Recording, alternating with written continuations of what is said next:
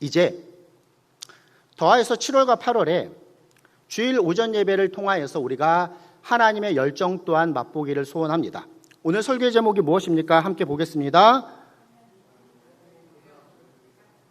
밑에 줄부터 먼저 보겠습니다.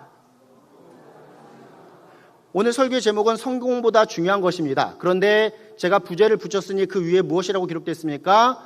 하나님의 열정 첫 번째 시간이라고 기록하고 있습니다. 주보면의 한 개로 제가 줄여서 기록했는데 사실 다음과 같은 의미가 담겨 있습니다.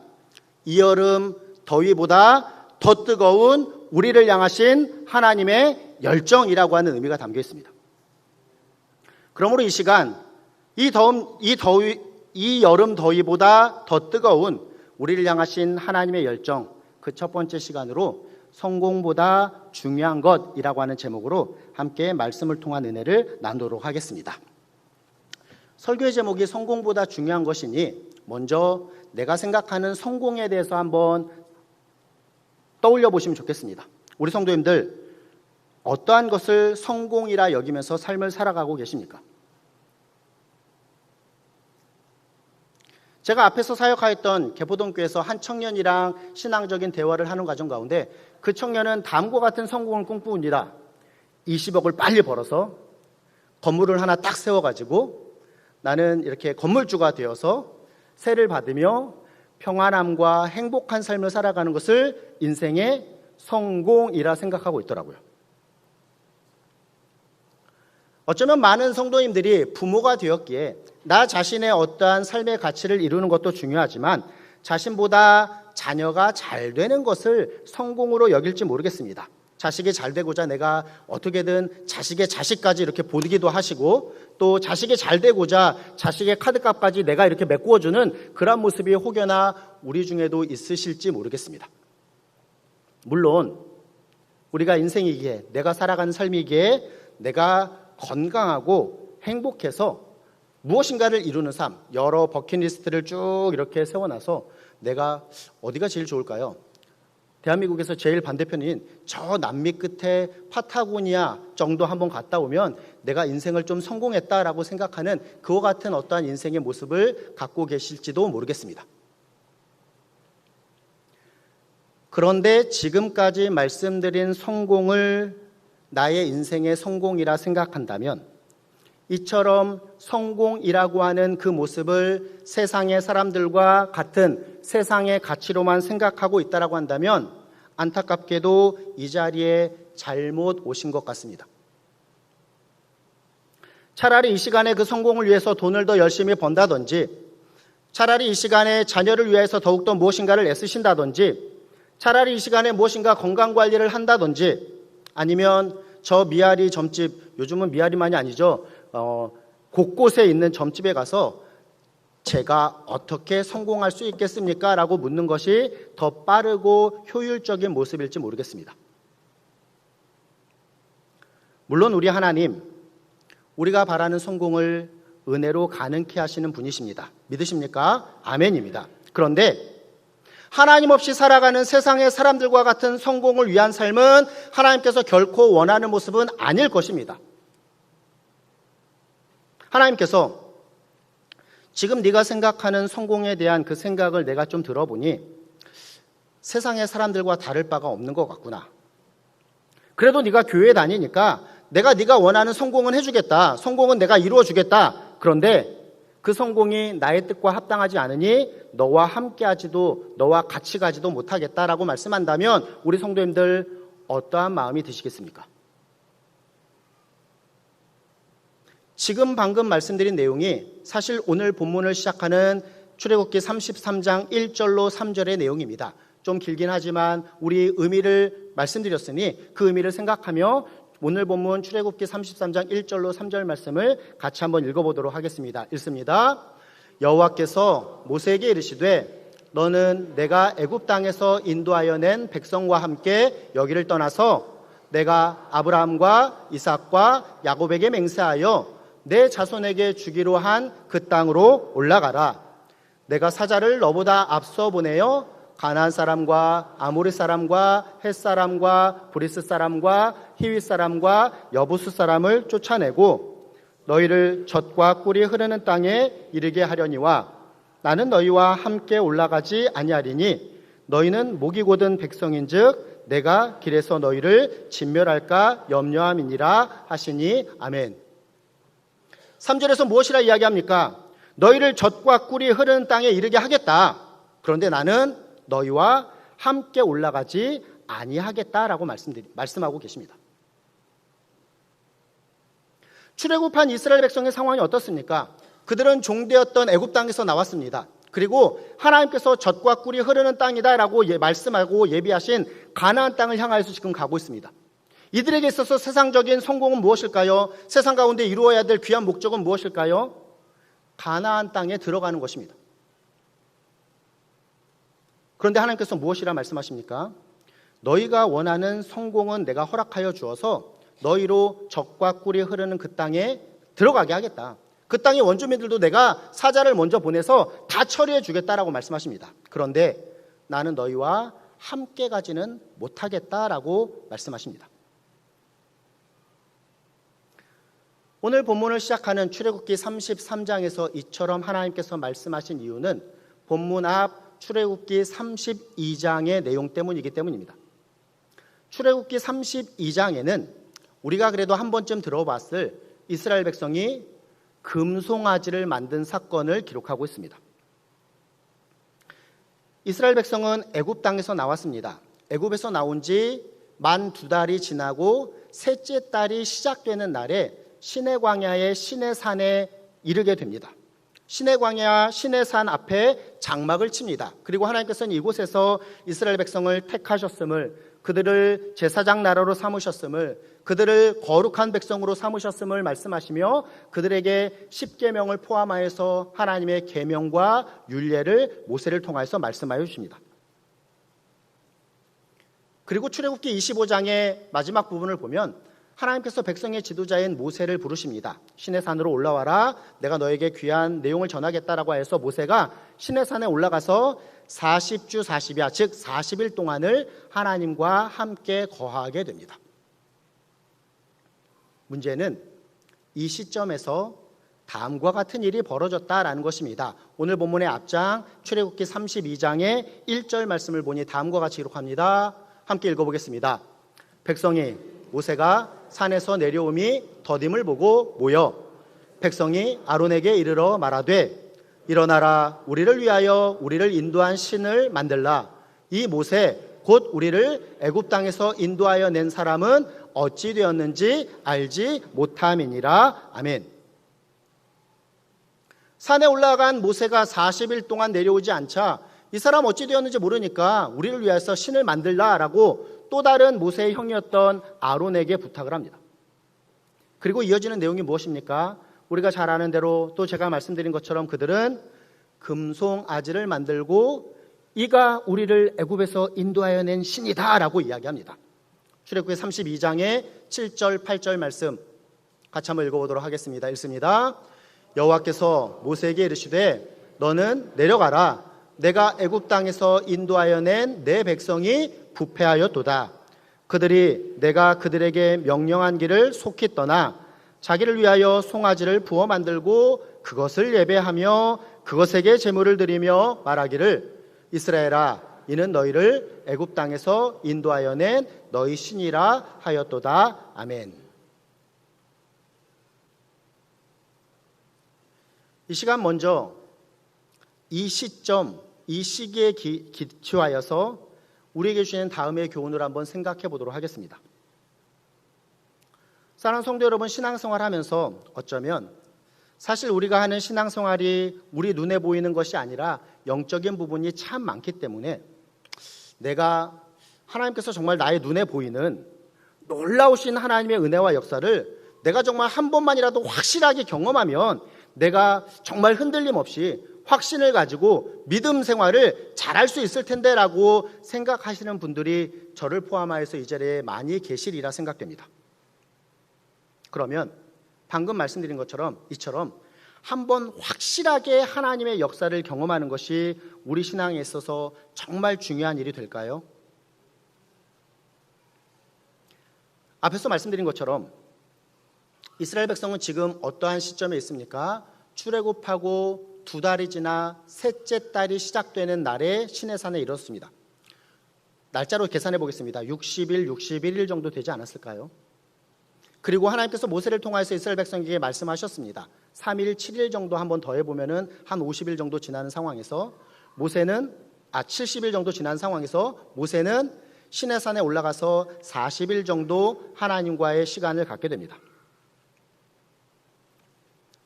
출애굽한 지 이제 100일, 110일 정도 지난 상황입니다. 그들이 100일, 110일 동안 경험한 내용이 무엇입니까? 100일, 110일 전에 이 이스라엘 백성은 애굽 땅에 하나님께서 허락하신 10가지 놀라운 재앙을 그들은 경험하였습니다. 그 마지막 재앙이 무엇이었습니까? 애굽의 집에 그 애굽의 장자들은 다 죽어나가는데 그들은 모세의 명에 의하여서 하나님께서 그렇게 하라고 하니까 무슨 의미인지도 모르고 어린 양 잡아서 그 피로 문설주와 임방에 이렇게 피를 발랐더니 자기들에게는 아무도 죽음이 임하지 않았음을 경험하였습니다. 이 은혜 가운데 출애굽하였습니다. 출애굽하였는데 곧 홍해라고 하는 바다가 앞에 딱 버티고 있습니다. 앞으로는 홍해, 뒤로는 쫓아오는 애국 군대 가운데에서 옴싹달짝 어떻게 할지 못하는 그와 같은 상황 가운데 있던 이스라엘 백성, 하나님께서 어떻게 하셨습니까?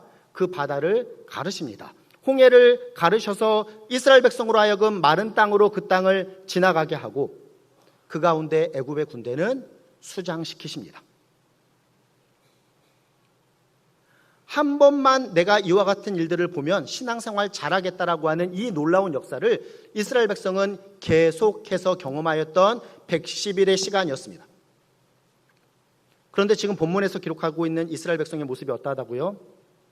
그들이 내가 그들에게 명령한 길을 속히 떠나서 자기를 위하여서 송아지를 부어 만들고 그것을 예배하였고 그것에게 제물을 드리며 그들이 고백함으로 이야기하기를 이스라엘아 이는 너희를 애굽 땅에서 인도하여 낸 너희 신이라라고 하는 이와 같은 우상 숭배의 모습을 갖습니다. 우리가 깨달아야 할 중요한 신앙의 교훈이 여기에 담겨 있습니다.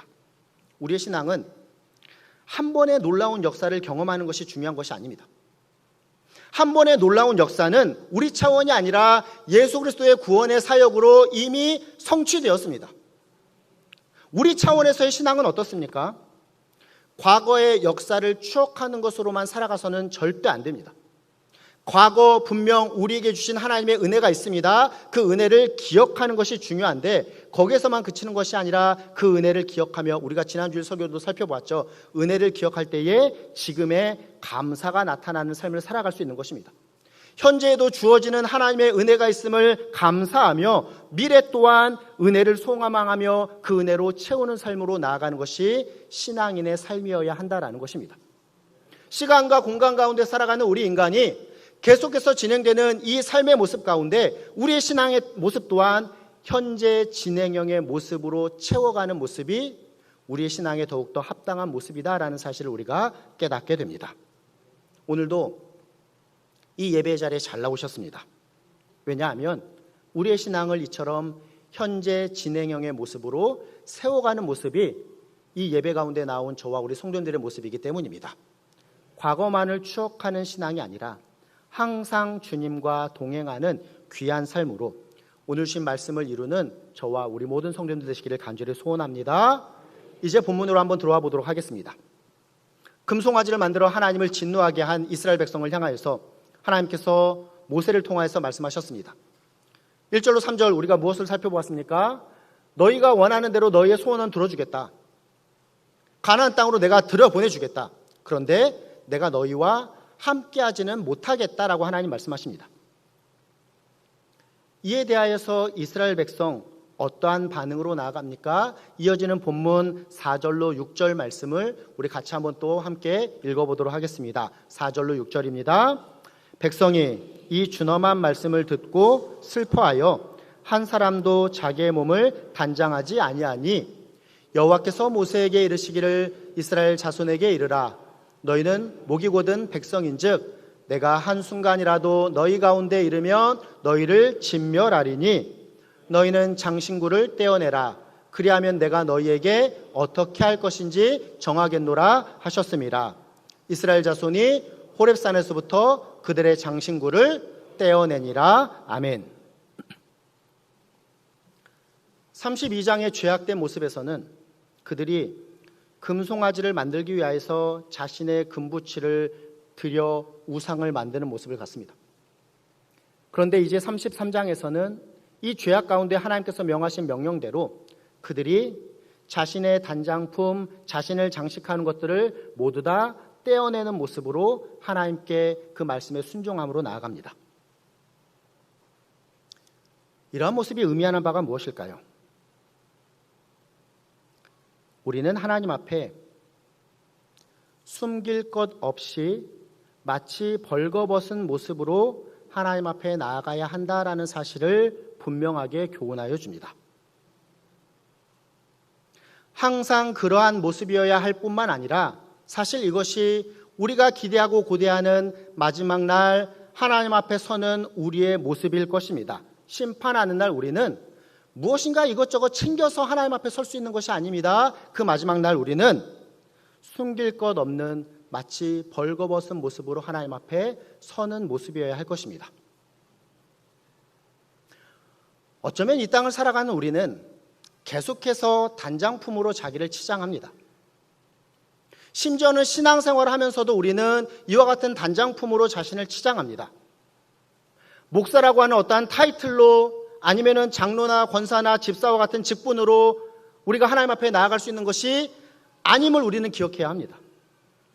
우리의 모습 그대로 하나님 앞에 나아가는 모습이 필요하다라는 것입니다.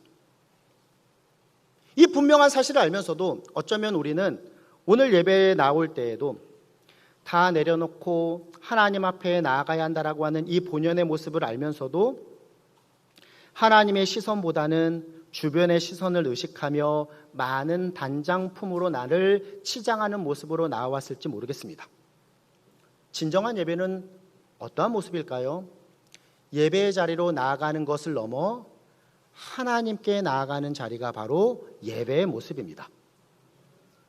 한 주간 아내와 이와 같은 말씀의 내용을 이렇게 나누는 상황 가운데서 아내가 다음과 같은 사파를 보내줬는데 저에게 큰 깨달음이 있었습니다. 우리 성도님들에게도 있으셨으면 좋겠습니다. 한번 띄워주시죠.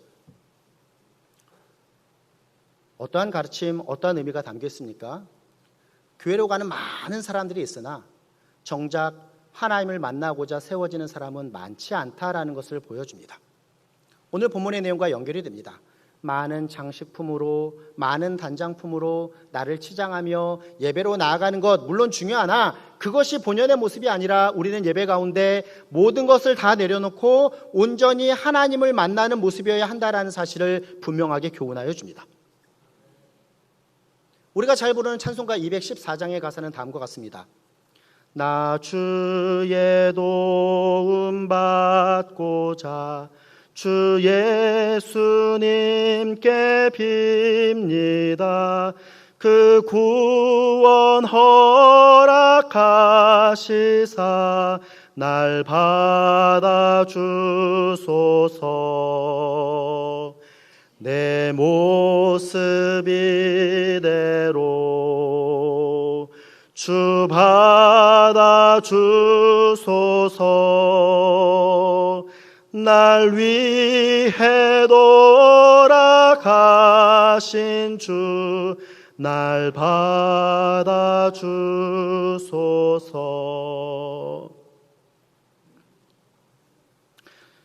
세상에서의 성공은 아마도 이 단장품들로 자신을 치장하는 모습에 가까울 것입니다. 무엇인가를 갖추고 무엇인가를 이루고 내가 무엇인가를 많은 것들을 소유함으로 나아가는 모습이 성공이라 여길지 모르겠습니다. 그런데 오늘 설교의 제목이 무엇입니까? 성공보다 중요한 것이 있으니 바로 우리 신앙인은 이 단장품으로 나 자신을 채우는 모습보다 하나님 앞에 나아가는 것이 더 온전한 모습이다. 하나님 앞에 나아갈 때에 내 모습 이대로 주님께 나아가 주님 이 모습 이대로 받아주시옵소서라고 하는 것이 우리 신앙인에게 있어서는 훨씬 더 성공의 모습이다라는 사실을 우리가 깨닫게 됩니다. 서론에서 제가 어떻게 설명드렸습니까? 하나님께서 너의 성공에 대한 생각을 들어보니 세상의 사람들과 별반 다를 바 없으니 그래도 너가 교회는 다니니까 네가 바라는 내가 성공은 허락해 주겠으나 내가 너와 함께 하지도 또 너와 함께 가지도 못하겠다라고 말씀하신다면 우리 성도님들 어떻게 하시겠습니까? 라고 하는 질문으로 시작하였습니다. 이러한 상황에서 우리에게 합당한 답이 무엇일까요? 이스라엘 백성과 같이 단장품을 제거하고 온전히 하나님께 내 모습 이대로 나아가는 모습이어야 한다라는 것입니다. 어쩌면 세상이 평가하는 성공을 얻지 못한다 하더라도 나는 하나님과 함께하는, 나는 하나님과 함께 가는 그러한 삶이 성공의 삶입니다라고 하는 것을 고백함으로 나아가는 그와 같은 삶이, 그와 같은 진정한 성도의 삶이 저와 이 자리에 계신 우리 성도님들의 모습 되시기를 간절히 소원합니다. 이 귀한 내용을 오늘 본문 18절 말씀에서 모세는 하나님께 올려드리는 다음의 기도로 기록합니다. 이 귀한 내용을 나 자신의 신앙의 고백으로 함께 읽어보면 좋겠습니다. 본문 18절 함께 읽습니다. 모세가 이르되 원하건대 주의 영광을 내게 보이소서. 아멘. 모세를 빼고 나의 이름을 넣어서 다시 한번 읽어보겠습니다. 성훈이가 이르되 원하건대 주의 영광을 내게 보이소서가 저와 우리 성도님들의 고백이 되셨으면 좋겠습니다. 일련의 내용이 다음과 같이 진행됩니다. 모세는 하나님께서 내가 너희와 함께 가지 못하겠다. 왜? 너희가 죄를 지어서 내가 너희와 함께하면 나의 거룩함으로 너희를 진멸할까 두렵게 함께 가지 못하겠다라고 말씀하십니다. 그러므로 모세는 하나님께 다음과 같이 구합니다. 하나님, 이 백성의 죄를 용서하여 주시옵소서. 이 백성과 함께 가주시옵소서. 이 백성을 주의 백성으로 여겨주시옵소서라고 이어서 기도합니다. 이 모세의 기도를 듣고 우리 하나님 14절 말씀을 보면 내가 친히 가겠다. 내가 너희를 쉬게 하겠다라고 말씀하십니다. 17절 말씀을 보니 여호와께서 모세에게 이르시되 내가 말하는 이 일도 내가 하리니 너는 내 목전에 은총을 입었고 내가 이름으로도 너를 알미니라 라고 말씀하십니다. 하나님께서 우리와 함께 하신다라는 사실을 모세는 이제 기도의 응답을 얻었습니다. 그런데 잘 보십시오. 모세는 여기에서 만족하지 않고 본연의 기도, 어찌 보면 최고의 기도, 완전한 성공의 모습을 이루는 기도로 나아갑니다. 하나님, 주님의 영광을 내게 보여주시옵소서. 하나님, 주님의 영광 가운데 내가 살아가게 하여 주시옵소서. 하나님, 내가 주님의 영광 가운데 맡겨주신 사명과 삶을 살아가는 자가 되게 하여 주시옵소서라고 기도합니다. 이에 하나님께서 무엇이라 응답하십니까? 19절입니다. 내가 내 모든 선한 것을 내 앞으로 지나가게 하고 여호와 이름을 내 앞에 선포하리라. 나는 은혜 베풀 자에게 은혜를 베풀고 긍휼히 여길 자에게 긍휼을 베푸느니라. 아멘. 말씀을 정리합니다. 본문에 기초하여서 성공보다 중요한 것이라고 하는 주제로 함께 말씀을 살펴보았습니다. 성공보다 중요한 것, 말씀해 주시는 귀한 교훈이 무엇일까요? 이 시간 세 가지로 정리해보고자 하니 첫 번째는 이것입니다. 하나님 없는 성공은 무의미하다라는 것입니다. 함께 읽어보겠습니다. 하나님 없는 성공은 무의미하다라는 것입니다. 하나님 없이 성공할 것을 생각하는 것만큼 어리석고 미련한 것이 없습니다. 세상의 사람들이 참 미련한 것이 이와 같은 이유입니다. 그런데 성도라고 하면서도 우리가 하나님 없이 성공할 것을 생각하고 있다고 한다면 이는 참으로 미련하고 어리석은 일입니다. 사실 우리 대적 마귀가 우리에게 속삭이고 우리로 하여금 넘어뜨리려 하는 가장 본연적인 그 근원이 바로 여기에 있습니다. 하나님 없이 성공할 수 있어. 너희도 하나님처럼 지혜로울 수 있어. 너희도 하나님 없이 능히 그 일들을 할 수 있어 라고 속삭이는 것, 바로 마귀의 속삭임입니다. 오늘 본문도 그렇고 성경이 우리에게 교훈한 바가 이것입니다. 하나님 없는 인생은 가장 미련하고 비참한 실패한 인생이다라는 것입니다. 하나님이 나와 함께 하시는, 하나님이 계시는 인생이 성공의 인생이다라는 사실을 우리 성도님들 꼭 붙잡고 살아계시길 간절히 소원합니다. 두 번째 교훈은 이것입니다. 하나님 앞에서 우리는 세상의 단장품을 제거해야 합니다. 같이 읽어보겠습니다. 하나님 앞에서 세상의 단장품을 제거해야 한다라는 것입니다. 이스라엘 백성이 출애굽기 32장에 그 금송아지를 만든 엄청난 죄악 가운데서도 하나님께서 내가 너희와 함께 가지는 못하겠다라고 말씀하신 상황 가운데서도 그래도 하나님의 은혜를 입을 수 있었던 것, 주님의 말씀에 순종하여서 그들이 단장품을 제거하였기 때문입니다. 사랑하는 성도 여러분, 세상의 자랑거리가 하나님 앞에서도 자랑거리가 될 수는 없습니다. 저는 귀한 교회가, 사랑 우리 전농중앙교회가 세상의 어떠한 성공을 막 나누고 이야기하는 교회가 아니라 하나님이 나와 함께 하시며 하나님께서 나에게 베풀으신 은혜를 함께 나누면서 귀한 신앙을 독려하고 권면하고 또 위로하며 세우는 교회다운 교회 되기를 간절히 소원합니다. 사실 세상의 자랑거리는 오히려 하나님 앞으로 나아가는 데 있어서 거치는 것, 거리끼는 것이 될 가능성이 훨씬 더 많습니다. 우리가 앞에 무엇을 함께 교훈받았습니까?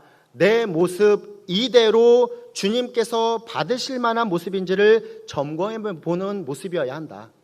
내 모습 이대로 주 봐도옵소서, 날 위해 돌아가신 주 날 봐도옵소서라고 하는 진정한 고백이 우리의 참된 신앙의 모습이어야 함을 우리가 함께 살펴본 것입니다.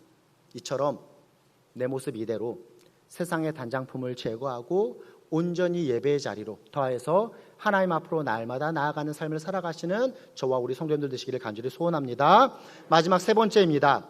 하나님의 영광을 보는 것, 하나님의 영광을 구하는 것, 하나님의 영광을 경험하는 것이 이 땅 우리 성도의 인생의 최고의 성공임을 꼭 기억하시기 바랍니다. 함께 읽어보겠습니다. 하나님의 영광이 성도의 성공이다라는 것입니다. 우리는 하나님의 영광을 위한 삶을 살아가야 합니다. 소요리문답 1번 문항이 가장 중요하게 이것을 계속해서 강조합니다. 인간의 제일 되는 목적은 무엇입니까? 하나님을 영화롭게 하고, 즉 하나님께 영광 올려드리고 그분으로 인하여서 즐거워하는 삶을 살아가는 것이 인간의 최고의 목적이다라고 신앙의 가르침을 우리의 믿음의 선진들이 우리에게 줍니다. 하나님의 영광을 위한 삶, 목사님 너무 추상적이지 않습니까? 내가 동의는 하는데 어떻게 살아가는 것이 하나님의 영광을 위한 삶인지 잘 모르겠습니다 라고 혹여나 질문을 하실지 모르겠습니다. 제가 완전하진 않을지 모르지만 하나의 구체적인 실현적인 답을 드리니, 내 삶을 세상의 성공, 세상의 기준, 세상의 방법, 세상의 가치에 맞춰서 살아가는 것이 아니라 내 삶을 하나님의 뜻, 하나님의 방법, 하나님의 목적에 맞추는 삶을 살아가는 것, 이것이 바로 하나님의 영광을 위한 삶입니다. 바울은 이와 같은 귀한 삶을 다음과 같이 자신의 신앙의 고백으로 고백하니 갈라디아서 2장 20절 말씀 같이 한번 읽어보도록 하겠습니다. 읽습니다. 내가 그리스도와 함께 십자가에 못 박혔나니 그런즉 이제는 내가 사는 것이 아니요 오직 내 안에 그리스도께서 사시는 것이라. 이제 내가 육체 가운데 사는 것은 나를 사랑하사 나를 위하여 자기 자신을 버리신 하나님의 아들을 믿는 믿음 안에서 사는 것이라. 아멘. 구원받은 자, 믿음을 소유한 자, 이제 그 믿음을 우리에게 허락하여 주신 하나님의 아들, 우리의 구원자 되신 예수 그리스도를 위한 삶을 살아가는 자이다 라고 우리에게 교훈하여 줍니다. 그렇습니다. 성도의 최고의 성공은 하나님의 영광 가운데 살아가는 것입니다.